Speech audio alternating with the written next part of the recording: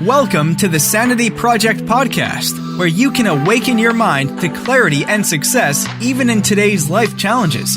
We're here to provide insights and solutions that will help you live a sane, healthy, and prosperous life.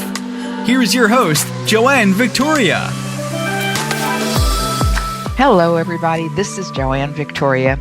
I want to tell all my listeners who want to make an appointment to talk to me that they can do that at askjoannevictoria.com/askjv. If you want to talk about people, ideas, and inspiration, do that now. And now, on with the show. Welcome. You are here to discover a life of clarity, confidence, and entrepreneurial success. Our guest today is Josh Kelley. Josh Kelley is a traditionally published author, novelist, and full-time ghostwriter with 10 books under his belt. He's also a writing coach and developmental editor. Mm-hmm. And I don't know what a developmental editor is, so why don't you start by telling me what that is? Absolutely, yeah. Thanks for having me on, Joanne. It's really cool to be here. And editing is kind of like, if people say, like, when I say I do editorial work, they have a lot of different things in their brain. And most people go to like what would be called like proofreading or copy editing. And that's the really fine details, getting the commas, making sure the grammar is fine. And quite honestly, I'm not that great. I suck at that stuff. I mean, I can do it a little bit, but between my ADHD and my dyslexia, that's just not my thing. I'm much more of a big picture person. Mm-hmm. So if you can imagine, like, the finest level of editing is like the copy editing and the proofreading. Kind of the next level up from that is line editing. And that's where you're looking to make sure that something reads well. And right. Just, like, changing words. And I know you've worked with both, having written several books yourself. Was it 6, 7? I can't remember. I can't remember either. But a good line editor will just make things sound better and right. Make you look smarter, basically. But then the level up from that is developmental editor, which means I'm pretty good at seeing the big picture. I can read 100,000 words and keep them in my head reasonably well and kind of figure out better ways to organize it. So, and then the bigger step over from that then would be ghostwriting, where actually you're interviewing a person and you're working with them to help them pull their story out of themselves and write it in their own words. So if I've done my job right, it sounds as if they wrote it. It's their information, but I've done the grunt work of getting it actually on the paper. So kind of my sweet spots as a freelancer is, my own writing, but then also from ghostwriting down to line editing. Anything tighter than that, I just don't really do. Okay. Or I don't do well. Okay. So they know your limitations. Well, you know your limitations, but I hate to say it's a limit because most people can't do it at all. Well, it's kind of, with the saying, your strength is your weakness, right? And so the guy who can keep 100,000 words in his head can't pay attention to commas. Oh, God, no. And especially with dyslexia. And I've known about the ADHD for 10 plus years. But it was during COVID, during the quarantine, my younger daughter came to me and said, "Hey, Dad, I think I have dyslexia." I'm like, "Oh, okay." And then I started researching it, and it's like, crap, I think I have dyslexia. Because the way it's always, I always heard it described as like words moving on a page. And that's not what it was for me at all. It just has to do with basically fine details don't lodge themselves in my head. So if you show me a Q, a lowercase q, and P in isolation, just bring either letters up, it will take me a good second to figure out which one's which. I see. I will have to think through, wait, Q points that, okay, that's a Q. But because of that, that lack of attention to that fine detail allows me to, or it's because I can pay attention to these really bigger pictures. And again, I didn't think I had dyslexia because I read a lot. Well, I more skim than read. Yeah, me too. Yeah. So the point is just simply by that it's the fact that I can't do proofreading is a limitation, but it's not a limitation because it speaks to what my skill is. And so I'll focus on my skill, and people are skilled at the details. God bless them. I'm grateful to people who can do the stuff that I can't do. Well, tell us about ghostwriting. What do you need from a client to, and I'm sure I'm guessing that this is nonfiction, yes? Yeah. So the majority of stuff that I've done, so the majority of books I've done have been business books or coaching programs. One thing I've done a lot of is where someone has some sort of coaching program, communication coaching or other such thing, and I take that program and turn it into a book. So they have the materials, they've maybe done the videos or whatnot, and I'm able to turn that. So that's like a project that I'm finishing up today or in the next couple of days. But then I also do memoirs. Memoirs are fun because it's an the difference between an autobiography and a memoir is that autobiography is kind of A to Z your whole life. Memoir is, here's a portion of my life, or more so than a portion, a theme, a part of it. And I'm going to follow this theme. And because you're focusing on a theme, that kind of allows you to craft it a little bit more like a novel where you're following like a character arc. And, we're not worrying about, your whole interest in astronomy, because our concern is about the whole story of you forgiving your parents or whatever the thing is. And so I'm still answering the question. It kind of works. I'll get back to your other question shortly here. But the fiction that I've done, aside from writing some stuff of my own, is I had one business book that basically we decided to do it as like we call it like a business parable.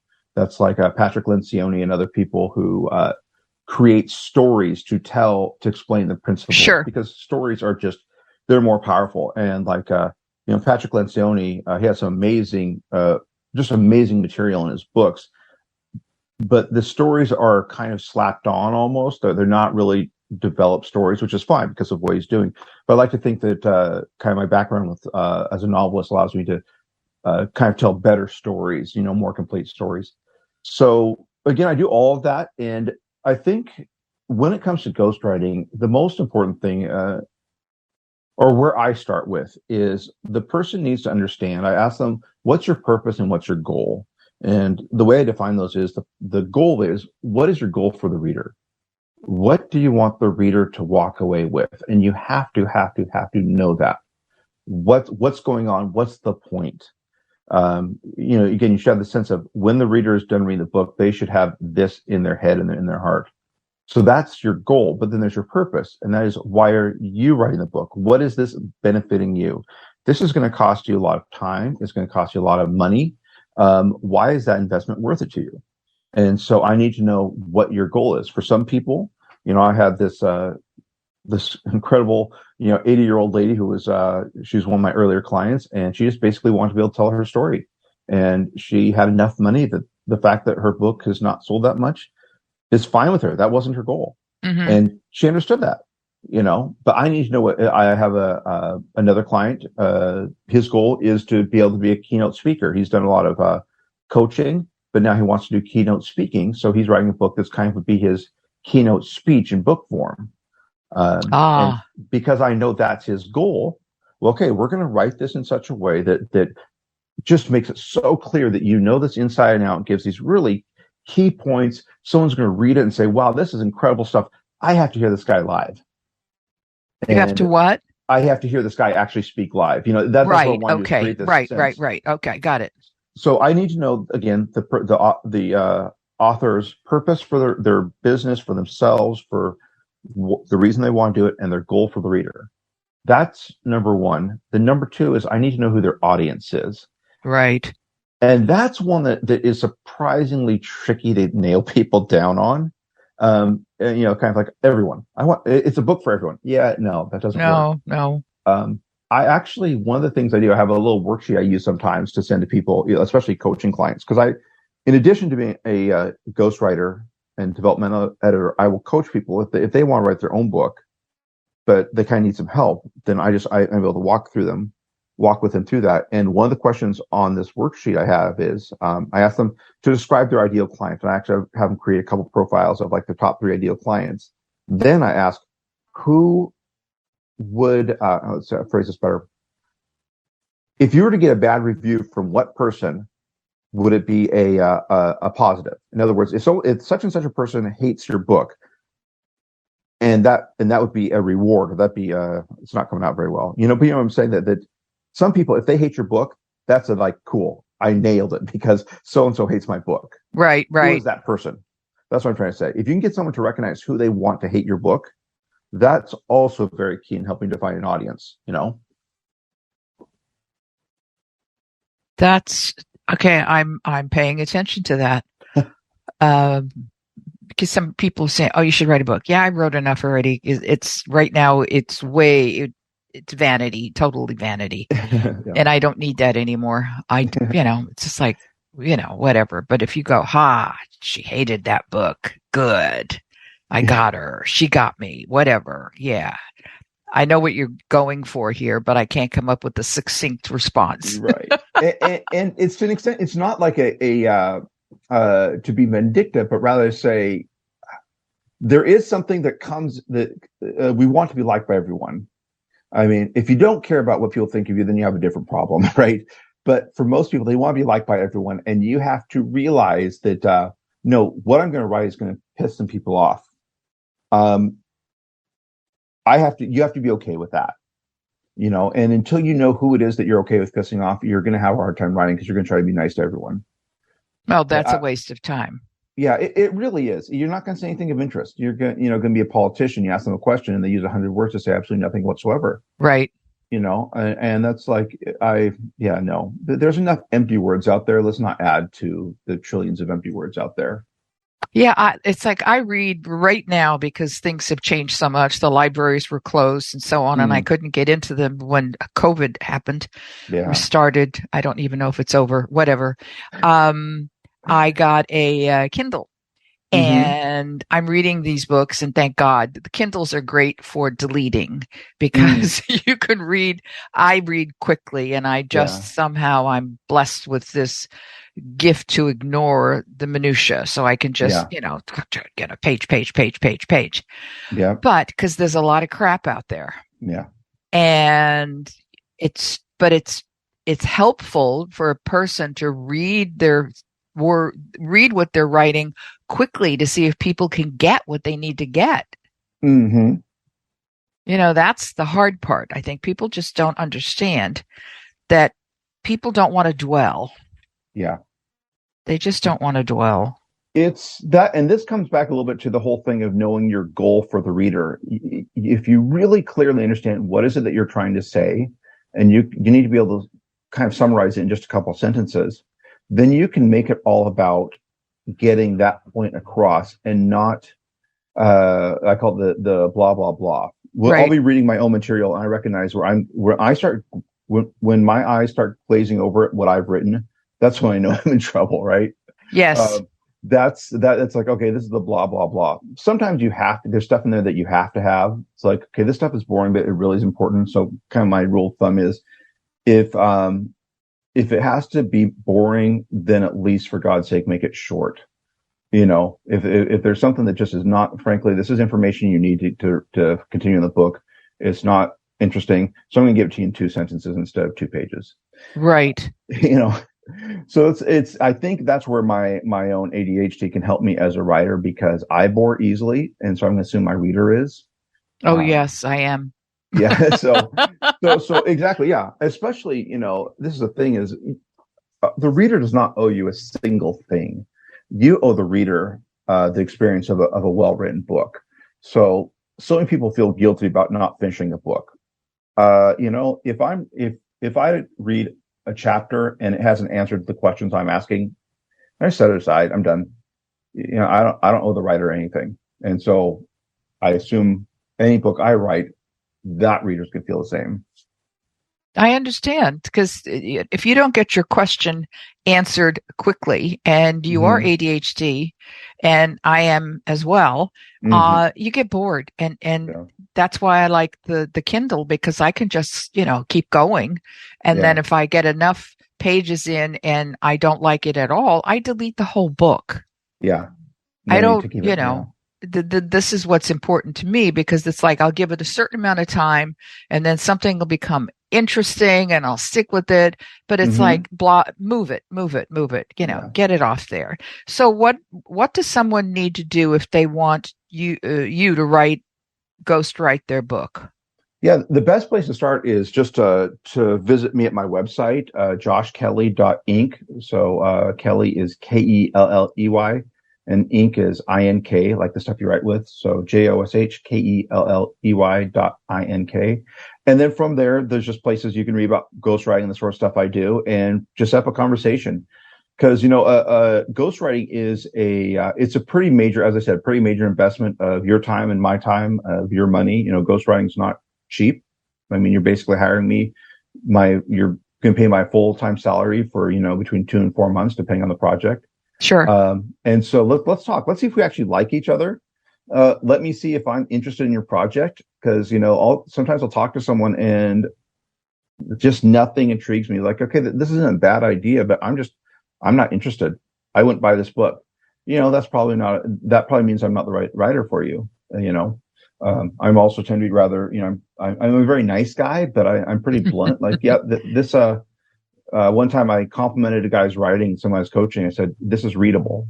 And he was kind of gasped. I said, "No, actually, that's really nice for me. I mean, most stuff I read is not readable. This stuff I'm reading. I'm still reading. But now let's make it more, let's improve it."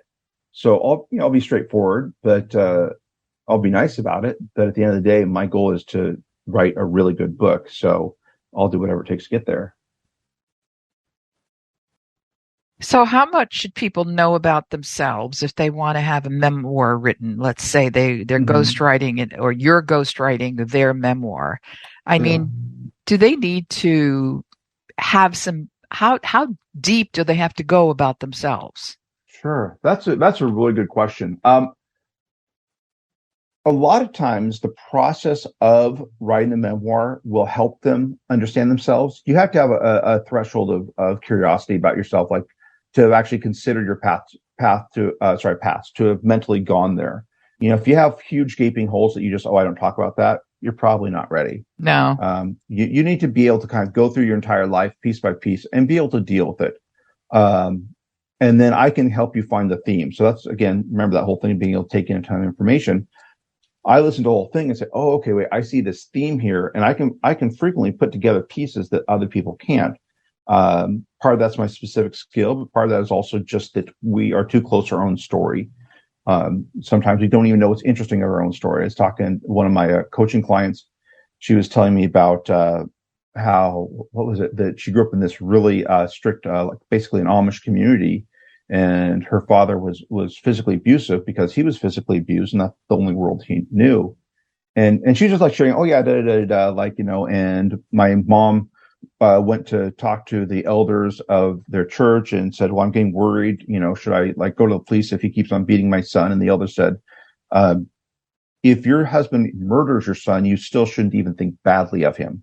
Good. Let's continue like that. No. And my jaw drops open. I'm like, look, I'm a Christian, and that's bullshit. Right. I'll tell you that right now. And she agrees. She's well past that. But she didn't realize just how shocking. She's like, yeah, that's weird. No, that's not weird. That's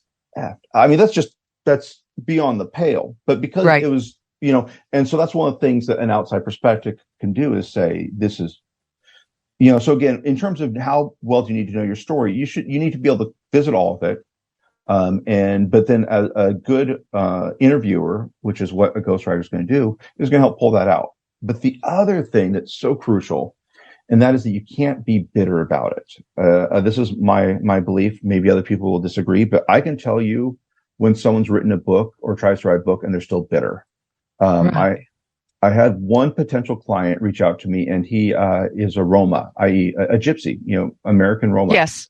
And he's telling me this stuff. I'm just like, holy crap.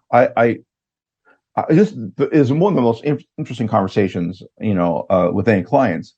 But the more he talked, the more I saw he was bitter about his life. And when I turned him down, I just said, I'm sorry, man, you're not ready. And I pointed out there's memoirs like The Glass Castle, Hillbilly Elegy, Educated by Tara Westover, I think it is.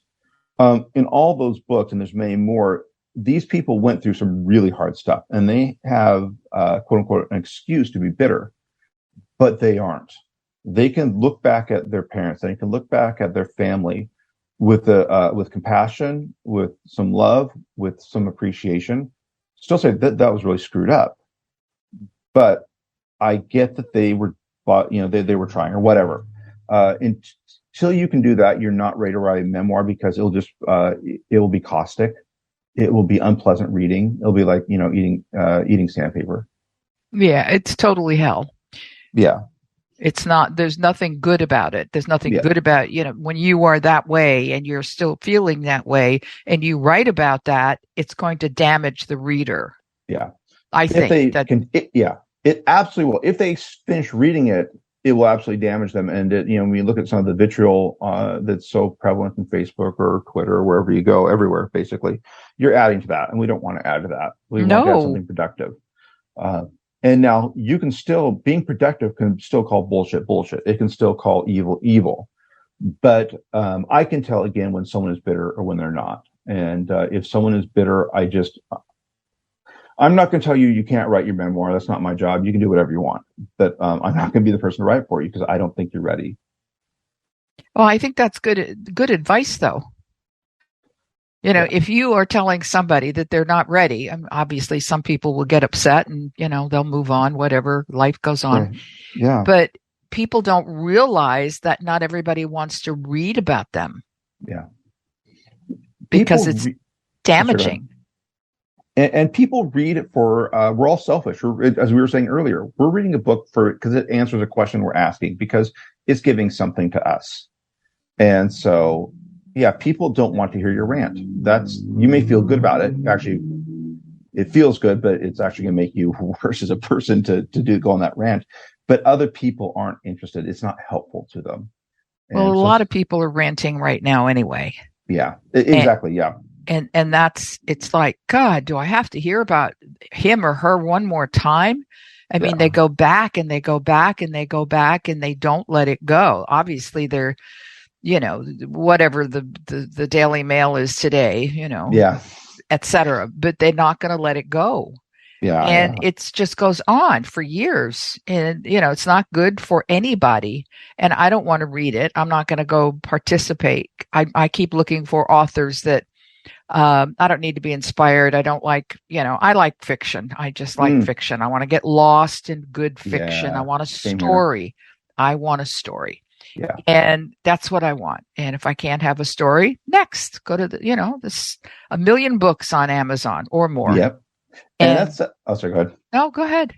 Oh, just with you saying a story and to merge the two topics a little bit, that's whether it's as a ghostwriter, as a coach, or, encouraging people to write for themselves, storytelling is one of the most important things you can do. Stories again, fiction or nonfiction, memoir, or, so the book I wrote is a Christian living book. And I have seen through experience how much storytelling grabs the reader, keeps them interested. And I actually had my manuscript and I set it in front of me and I just started drawing a red line along in the margin where I was just me teaching, talking, yakety yak yak. And then I'd break the line where there's a story. Well, then I just physically went through the book, and whenever the line got too long, I'd just make a little marker, and then I came back and I forced stories, not forced, but I created stories just to break up those sections of the talking, because I know the power of stories. And if you can capture people's hearts, if you can get them into what happened next, you're going to be able to get some thoughts you're going to be able to speak to them and impact them on a much deeper level. So the point of all that is, if you're writing, use lots of stories, be honest about yourself. Don't make yourself the hero. Don't worry about looking bad in a story. If you look bad in a story, people actually tend to like you better. Yeah, because they're worse off than I am, kind of thing. Well, it's actually something different. It's that we root for the underdog. So, this is a storytelling technique from Hollywood, that if someone's embarrassed, our heart immediately goes out to them. So in one of my, in one chapter, I start by telling a story of how I used to pee my pants as a kid till way too old, till like 3rd grade. And, which now I know that's common with ADHD, blah, blah, blah, blah. But the story it's embarrassing, but that actually caused the reader to, oh, poor kid. And instead of them doing the, the type laughing at me, they're like, oh man.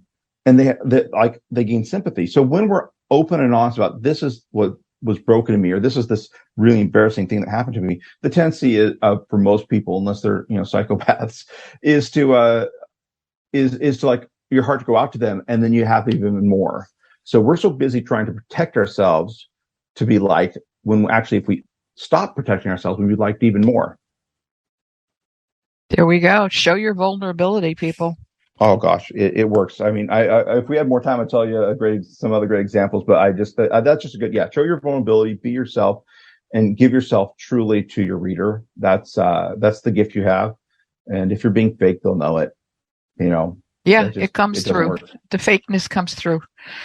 Okay, so we have Josh Kelley, Kelley .inc, INK. It's a very nice website because it answers, it answers all the questions that you think you might have.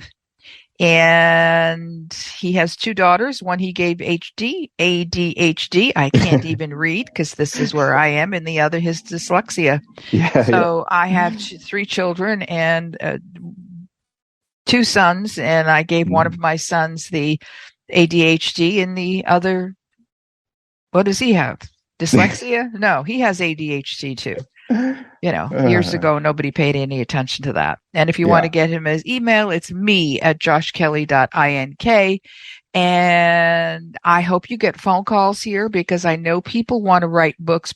People want a book, but they don't want to write it. Yeah. They don't want to do that. Because it is a tremendous amount of work. Oh, I know. I've done it so much. I mean, even since the time we initially talked, I've written a couple more books. So I'm at like 12, 13, 14 books I've written. So to me, to write a book is like running a marathon. It's a lot of work, but I know how to do it. For most people, writing a book is like jumping to the moon. It's like, it just seems impossible.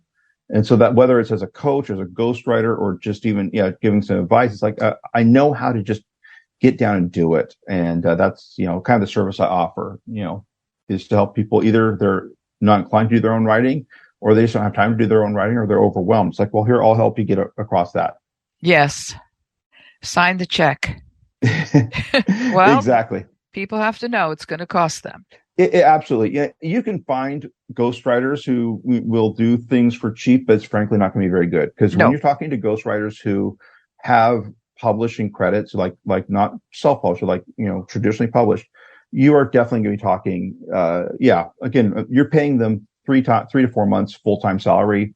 Kind of do the math. And we're talking professional level. The study I put into this exceeds what like lawyers have easily. Well, I think some of the books that are written now certainly need your skill. Let me tell you, because they have an unreadable book, and they've written it themselves, and it might be number 1 on Amazon with all that shenanigans that goes on and how to do that, but it's not very good. Yeah. All right. I want to thank you for being here today. It's been really informative, and I hope our audience feels the same way and gives you a call so you can help them write their own memoir. Thank you so much, Joanne. Thank you for having me on. I had a blast. Thank you. I hope you enjoyed this episode of the Sanity Project Podcast. Please go to AskJoanneVictoria.com to listen to more podcasts. Check out Joanne's coaching programs and get a free copy of her report, 5 Steps to Achieve Life-Work Harmony. That's AskJoanneVictoria.com. Take care, and thanks for being here.